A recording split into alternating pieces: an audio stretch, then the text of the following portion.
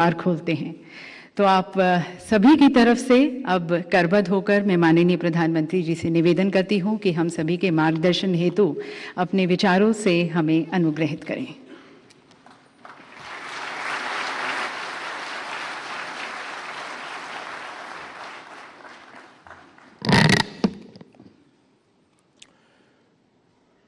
मंत्रिमंडल के मेरे सहयोगी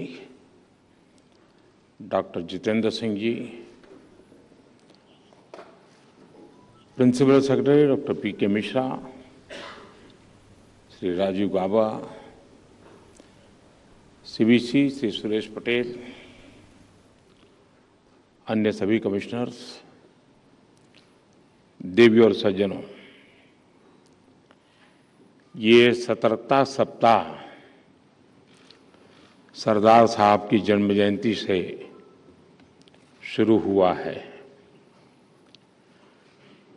सरदार साहब का पूरा जीवन ईमानदारी, पारदर्शिता और इससे प्रेरित पब्लिक सर्विस के निर्माण के लिए समर्पित रहा और इसी कमिटमेंट के साथ आपने सतर्कता को लेकर जागृति का ये अभियान चलाया है।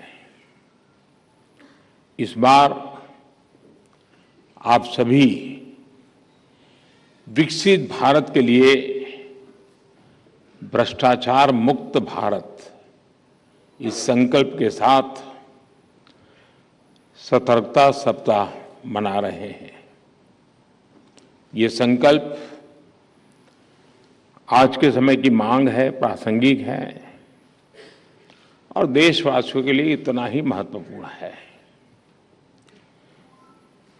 साथियों, विकसित भारत के लिए विश्वास और विश्वसनीयता ये दोनों बहुत आवश्यक है।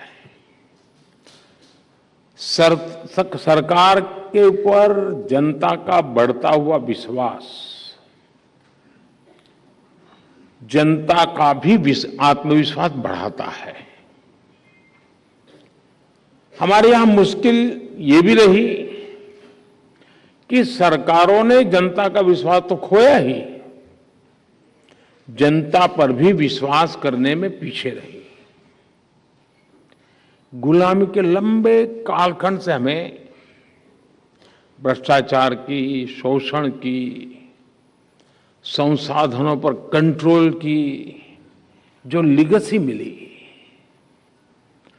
उसको दुर्भाग्य से आजादी के बाद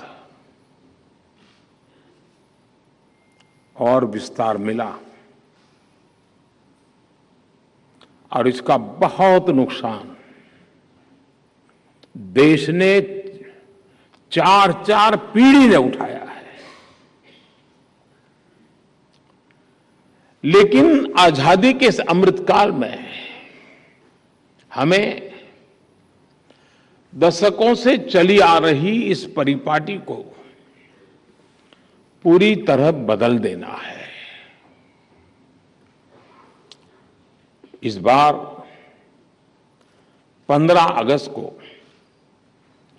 लाल किले से भी मैंने कहा है कि बीते 8 वर्षों के श्रम, साधना, कुछ इनिशिएटिव,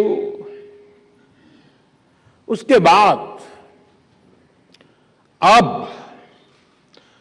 भ्रष्टाचार के खिलाफ निर्णायक लड़ाई का समय आ गया है। इस संदेश को समझते हुए, इस मार्ग पर चलते हुए हम विकसित भारत की तरफ तेजी से जा पाएंगे। साथियों, हमारे देश में भ्रष्टाचार की और देशवासियों को आगे बढ़ने से रोकने वाली 2 बड़ी वजह रही है। एक, सुविधाओं का अभाव और दूसरा सरकार का अनावश्यक दबाव, लंबे समय तक हमारे यहां सुविधाओं का, अवसरों का अभाव बनाए रखा गया। एक गैप, एक खाई बढ़ने दी गई। इससे एक अस्वस्थ स्पर्धा शुरू हुई, जिसमें किसी भी लाभ को, किसी भी सुविधा को दूसरे से पहले पाने की होड़ लग गई।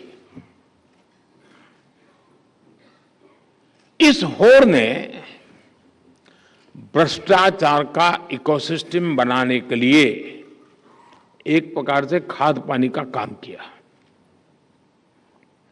राशन की दुकान में लाइन, गैस कनेक्शन से लेकर सिलेंडर भरवाने में लाइन, बिल भरना हो, एडमिशन लेना हो, लाइसेंस लेना हो, कोई परमिशन लेनी हो, सब जगह लाइन।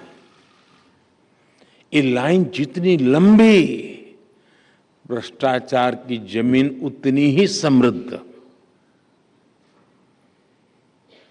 और इस तरह के भ्रष्टाचार का सबसे ज्यादा नुकसान अगर किसी को उठाना पड़ता है तो वो है देश का गरीब और देश का मध्यम वर्ग। जब देश का गरीब और मध्यम वर्ग अपनी ऊर्जा इन्हीं संसाधनों को जुटाने में लगा देगा तो फिर देश कैसे आगे बढ़ेगा, कैसे विकसित होगा। इसलिए हम बीते 8 वर्षों से अभाव और दबाव से बनी व्यवस्था को बदलने का प्रयास कर रहे हैं। डिमांड और सप्लाई के गैप को भरने की कोशिश कर रहे हैं। इसके लिए हमने कई रास्ते चुने हैं। 3 प्रमुख बातों पर मैं ध्यान आकर्षित करना चाहूंगा। एक, आधुनिक टेक्नोलॉजी का रास्ता। दूसरा, मूल सुविधाओं के सैचुरेशन का लक्ष्य। और तीसरा, आत्मनिर्भरता का रास्ता। अब जैसे राशन को ही लीजिए, बीते 8 वर्षों में हमने पीडीएस को टेक्नोलॉजी से जोड़ा और करोड़ों फर्जी लाभार्थियों को सिस्टम से बाहर कर दिया। इसी प्रकार डीबीटी से अब सरकार द्वारा दिया जाने वाला लाभ सीधे लाभार्थियों तक पहुंचाया जा रहा है। इस एक कदम से ही अभी तक 2 लाख करोड़ रुपए से अधिक गलत हाथों में जाने से बचा है। 2 लाख करोड़ रुपया। कैश आधारित अर्थव्यवस्था में घुसखोरी, काला धन, ये डिटेक्ट करना कितना मुश्किल है, ये हम सब जानते हैं। अब डिजिटल व्यवस्था में लेन देन का पूरा ब्यौरा कहीं ज्यादा आसानी से उपलब्ध हो रहा है। Government e market place, jam जैसी व्यवस्था, सरकारी खरीद में कितनी पारदर्शिता आई है, ये जो भी इसके साथ जुड़ रहे हैं उसका महत्व समझ रहे हैं, वो अनुभव कर रहे हैं।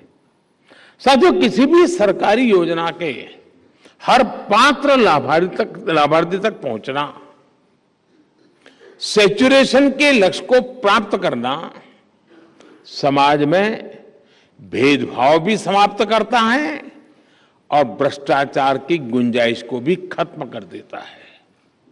जब सरकार और सरकार के विभिन्न विभाग खुद ही आगे बढ़कर हर पात्र व्यक्ति को तलाश रहे हैं, उसके दरवाजे जाकर दस्तक दे रहे हैं, तो जो बिचौलिए बीच में बने रहते हैं उनकी भूमिका भी समाप्त हो जाती है। इसलिए हमारी सरकार द्वारा हर योजना में सैचुरेशन के सिद्धांत को अपनाया गया है। हर घर जल, हर गरीब को पक्की छत, हर गरीब को बिजली कनेक्शन, हर गरीब को गैस कनेक्शन, ये योजनाएं सरकार की इसी अप्रोच को दिखाती हैं। साथियों, विदेशों पर अत्यधिक निर्भरता भी भ्रष्टाचार का एक बड़ा कारण रही है। आप जानते हैं कि कैसे दशकों तक हमारे डिफेंस सेक्टर को विदेशों पर निर्भर रखा गया। इस वजह से कितने ही घोटाले हुए। आज हम डिफेंस सेक्टर में आत्मनिर्भरता के लिए जो जोर लगा रहे हैं, उससे भी इन घोटालों का स्कोप भी समाप्त हो गया है। राइफल से लेकर फाइटर जेट्स और ट्रांसपोर्ट एयरक्राफ्ट तक आज भारत खुद बनाने की दिशा में आगे बढ़ रहा है। डिफेंस ही नहीं, बल्कि बाकी जरूरतों के लिए भी हमें विदेशों से खरीद कम से कम उस पर निर्भर रहना पड़े। आत्मनिर्भरता के ऐसे प्रयासों का उसको आज बढ़ावा दिया जा रहा है। साथियों, सीबीसी पारदर्शिता सुनिश्चित करने के लिए सबके प्रयास को प्रोत्साहित करने वाला संगठन है। और पिछली बार मैंने आप सभी से प्रिवेंटिव विजिलेंस पर ध्यान देने का आग्रह किया था। मुझे बताया गया है कि आपने इस दिशा में अनेक कदम उठाए हैं। इसके लिए जो 3 महीने का अभियान चलाया गया है, वो भी प्रशंसनीय है। मैं आपको और आपकी पूरी टीम को बधाई देता हूं। और इसके लिए ऑडिट का, इंस्पेक्शन का एक पारंपरिक तरीका आप अपना रहे हैं, लेकिन इसको और आधुनिक, अधिक टेक्नोलॉजी ड्रिवन कैसे बनाएं, इसको लेकर भी आपको जरूर सोचते रहे हैं और सोचना भी चाहिए। साथियों, भ्रष्टाचार के खिलाफ सरकार जो इच्छा शक्ति दिखा रही है, वैसी ही इच्छा शक्ति सभी विभागों में भी दिखनी आवश्यक है। विकसित भारत के लिए हमें एक ऐसा एडमिनिस्ट्रेटिव इकोसिस्टम विकसित करना है जो भ्रष्टाचार पर जीरो टॉलरेंस रखता हो। यह आज सरकार की नीति में, सरकार की इच्छा शक्ति में, सरकार के फैसलों में आप हर डगर पर देखते होंगे। लेकिन यही भाव हमारी प्रशासनिक व्यवस्था के डीएनए में भी मजबूती से बनना चाहिए। एक भावना यह है कि जो भ्रष्ट अफसर होते हैं, उनके खिलाफ कार्रवाई, चाहे वो आपराधिक हो या फिर विभागीय, बरसों तक चलती रहती है। क्या हम भ्रष्टाचार से संबंधित डिसिप्लिनरी प्रोसीडिंग्स को मिशन बोर्ड में एक अवधि तय करके पूरा कर सकते हैं? क्योंकि ये लटकती तलवार उसको भी परेशान करती है। अगर वो निर्दोष है और इस चक्र में आ गया, तो उसको इस बात का बड़ा जीवन भर दुख रहता है कि मैंने प्रामाणिकता से जिंदगी जी और मुझे कैसा फंसा दिया, और भी निर्णय नहीं कर रहे हैं। जिसने बुरा किया है उसका नुकसान अलग चीज है, लेकिन जो इसने नहीं किया वो इस लटकती तलवार के कारण सरकार के लिए और जीवन के लिए हर प्रकार से बोझ बन जाता है। अपने ही साथियों को इस प्रकार से लंबे लंबे समय तक लटकाए रखने से क्या फायदा है? साथियों, इस तरह के आरोपों पर जितनी जल्दी फैसला होगा, उतना ही प्रशासनिक व्यवस्था में पारदर्शिता आएगी, उसकी शक्ति बढ़ेगी। जो क्रिमिनल केसेस हैं, उनमें भी तेजी से कार्रवाई किए जाने, उनकी लगातार मॉनिटरिंग किए जाने की आवश्यकता है। एक और काम जो किया जा सकता है वो है पेंडिंग करप्शन केसेस के आधार पर डिपार्टमेंट्स की रैंकिंग। अब उसमें भी हम स्वच्छता के लिए जैसे हम कंपटीशन करते हैं, इसमें भी करें। देखें तो कौन डिपार्टमेंट इसमें बड़ा उदासीन है, क्या कारण है, और कौन डिपार्टमेंट है जो बहुत तेजी से इस समस्या को गंभीरता से लेकर के आगे बढ़ रहा है। और इससे जुड़ी रिपोर्ट्स का मासिक या तिमाही पब्लिकेशन अलग अलग विभागों को भ्रष्टाचार के खिलाफ चल रहे केसों को तेजी से निपटाने के लिए प्रेरित करेगा। हमें टेक्नोलॉजी के माध्यम से एक और काम करना चाहिए। अक्सर देखा गया है कि विजिलेंस क्लियरेंस में काफी समय लग जाता है। इस प्रक्रिया को भी टेक्नोलॉजी की मदद से स्ट्रीमलाइन किया जा सकता है। एक विषय और जो मैं आपके सामने रखना चाहता हूं वो है पब्लिक ग्रीवेंस के डेटा का। सरकार के विभिन्न विभागों में सामान्य मानवीय द्वारा शिकायतें भेजी जाती हैं, उनके निपटारे का भी एक सिस्टम बना हुआ है। लेकिन अगर पब्लिक ग्रीवेंस के डेटा का हम ऑडिट कर सके तो ये पता लगेगा कि कोई खास विभाग है कि वहां ज्यादा से ज्यादा शिकायत आ रही है, कोई खास पर्सन है उसी के यहां सब सारा मामला जाकर के अटकता है। क्या कोई प्रोसेसिंग पद्धतियां जो है हमारी उसी में कोई गड़बड़ है जिस कारण मुसीबतें आ रही है? मुझे लगता है ऐसा करके आप उस विभाग में भ्रष्टाचार की तह तक आसानी से पहुंच पाएंगे। हम इन कंप्लेंट को आइसोलेटेड नहीं देखना चाहिए, पूरी तरह कैनवास पर रख करके सारा एनालिसिस करना चाहिए और इससे जनता का भी सरकार और प्रशासनिक विभागों पर विश्वास और बढ़ेगा। साथियों, करप्शन पर निगरानी के लिए हम समाज की भागीदारी, सामान्य नागरिक की भागीदारी को हम अधिक से अधिक कैसे प्रोत्साहित कर सकते हैं, इस पर भी काम होना चाहिए। इसलिए भ्रष्टाचारी चाहे कितना भी ताकतवर क्यों ना हो, वो किसी भी हाल में बचना नहीं चाहिए। ये आप जैसी संस्थाओं की जिम्मेदारी है। किसी भ्रष्टाचारी को राजनीतिक सामाजिक शरण न मिले। हर भ्रष्टाचारी समाज द्वारा कटघरे में खड़ा किया जाना चाहिए। ये वातावरण बनाना भी बहुत आवश्यक है। हमने देखा है कि जेल की सजा होने के बावजूद भी, भ्रष्टाचार साबित होने के बावजूद भी कई बार भ्रष्टाचारियों का गौरवगान किया जाता है। मैं तो देख रहा हूं ऐसे ईमानदारी का ठेका लेकर के घूमने वाले लोग, उनके साथ जाकर के ऐसे हाथ पकड़ के फोटो निकालने में शर्म नहीं आती उनको। ये स्थिति भारतीय समाज के लिए ठीक नहीं। आज भी कुछ लोग दोषी पाए जा चुके भ्रष्टाचारियों के पक्ष में भांति भांति के तर्क देते हैं। अब तो भ्रष्टाचारियों को बड़े बड़े सम्मान देने के लिए वकालत की जा रही है। ये कभी ऐसा हमने सुना नहीं देश में। ऐसे लोगों, ऐसी ताकतों को भी समाज द्वारा अपने कर्तव्य का बोध कराया जाना बहुत आवश्यक है। इसमें भी आपके विभाग द्वारा की गई ठोस कार्रवाई की बड़ी भूमिका है। साथियों, आज जब मैं आपके बीच आया हूं तो कुछ और बातें भी करने का मन स्वाभाविक करता है। भ्रष्टाचार और भ्रष्टाचारियों के विरुद्ध कार्रवाई करने वाले सीबीसी जैसे सभी संगठनों को, और यहां सभी उस आपकी एजेंसी के लोग बैठे हैं, आपको डिफेंसिव होने की कोई जरूरत नहीं है।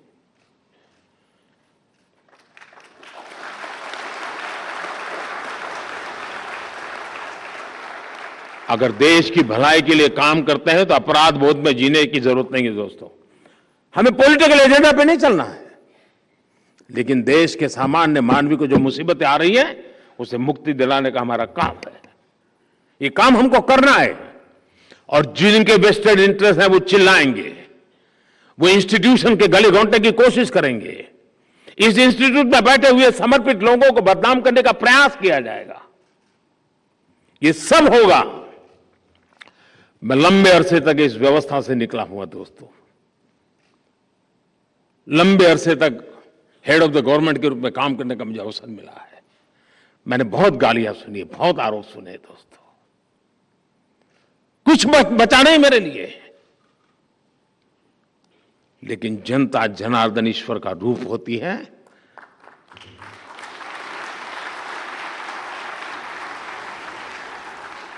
वो सत्य को परखती है, सत्य को जानती है और मौका आने पर सत्य के साथ खड़ी भी रहती है।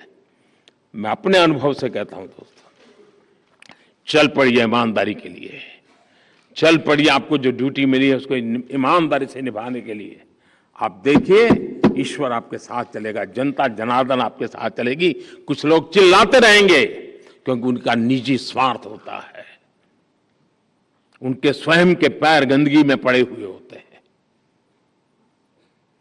और इसलिए मैं बार बार कहता हूं, देश के लिए, ईमानदारी के लिए काम करते समय कुछ भी अगर इस प्रकार के विवाद खड़े होते हैं, अगर हम ईमानदारी के रास्ते पर चले हैं, प्रामाणिकता से काम कर रहे हैं, डिफेंसिव होने की कोई जरूरत नहीं दोस्तों।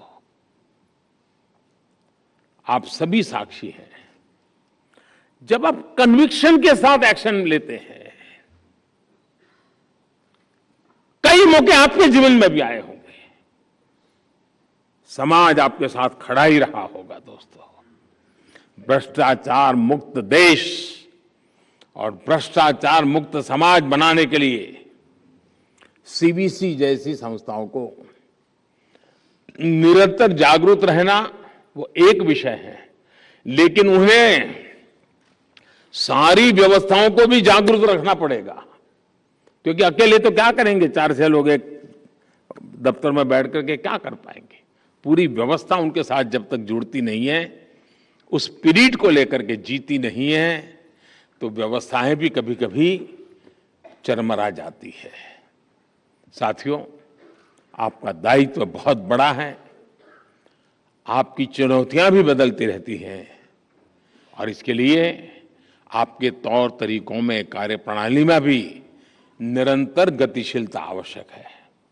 मुझे विश्वास है कि आप अमृत काल में एक पारदर्शी और प्रतिस्पर्धी इकोसिस्टम के निर्माण में अहम भूमिका निभाते रहेंगे।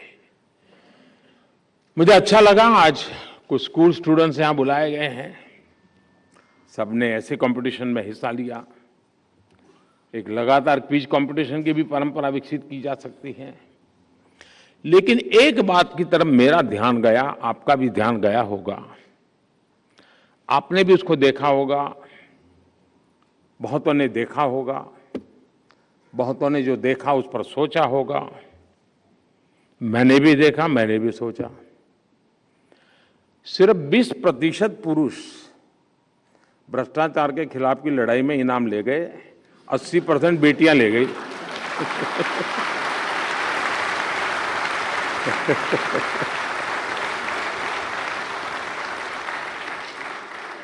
पांच में से 4 बेटियां, मतलब ये 20 को 80 कैसे करे, क्योंकि दौड़ तो उनके हाथ में है। इन पुरुष में भी भ्रष्टाचार के खिलाफ वही ताकत पैदा हो जिन इन बेटियों के दिल दिमाग में पड़ी है, उज्जवल भविष्य का रास्ता वही बनेगा।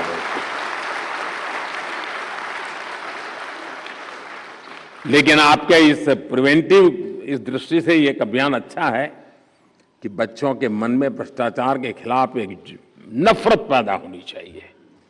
जब तक गंदगी के खिलाफ नफरत पैदा नहीं होती, स्वच्छता का महत्व समझ नहीं आता है। और भ्रष्टाचार को कम ना आके पूरी व्यवस्था को चरमरा देता है, पूरी व्यवस्था को चरमरा देता है। और मैं जानता हूं इस पर बार बार सुनना पड़ेगा, बार बार बोलना पड़ेगा, बार बार सजग रहना पड़ेगा। कुछ लोग अपनी शक्ति इसलिए भी लगाते हैं कि इतने कानूनों में से बाहर कैसे रह करके सब किया जाए। वो ज्ञान का उपयोग वो भी करते हैं, एडवाइस भी करते हैं इसके लिए कि इस दायरे के बाहर करो, कोई प्रॉब्लम नहीं होगा। लेकिन अब दायरा बढ़ता ही चला जा रहा है, आज नहीं तो कल, कभी न कभी तो समस्या आनी है और अब बचना मुश्किल है जी। टेक्नोलॉजी कुछ न कुछ तो सबूत छोड़ रही है। जितना ज्यादा टेक्नोलॉजी की ताकत का उपयोग होगा, हम व्यवस्थाओं को बदल सकते हैं और बदली जा सकती है। हम कोशिश करें। मेरी आप सबको बहुत बहुत शुभकामनाएं हैं। धन्यवाद भाइयों। बहुत बहुत धन्यवाद माननीय प्रधानमंत्री जी। सत्यनिष्ठा और कर्तव्य निष्ठा